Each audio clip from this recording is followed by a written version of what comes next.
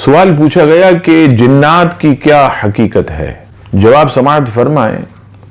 صحیح مسلم میں حدیث نمبر 2996 نقل ہے، حضرت عائشہ صدیقہ رضی اللہ تعالی عنہا فرماتی ہیں کہ نبی پاک علیہ السلام نے ارشاد فرمایا کہ جنات کو رب کریم نے آگ کے شعلے سے پیدا فرمایا،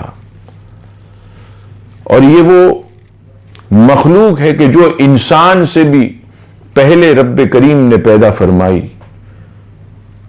سورہ زاریات کی آیت نمبر 56 میں جنات پہلے وجود کا یوں تذکرہ ملتا ہے۔ ارشاد باری تعالیٰ ہوا وما خلقت الجن والانس الا لیعبدون، اور میں نے جن اور انسان کو اپنی عبادت کے لیے پیدا کیا ہے۔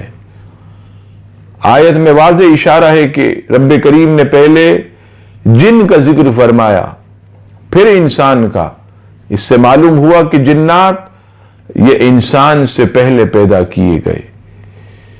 شارح بخاری علامہ بدر الدین عینی عمدۃ القاری کی 10ویں جلد صفحہ نمبر 644 پر آپ فرماتے ہیں کہ جنات کو جنات اس لیے کہا جاتا ہے کہ جن کا معنی لغت میں ستر، خفا اور پوشیدہ رہنے کے ہیں، اور جنات لوگوں کی نظروں سے پوشیدہ رہتے ہیں، اس لیے انہیں جن کہا جاتا ہے، اور یہی ہم سب کا ایمان ہے۔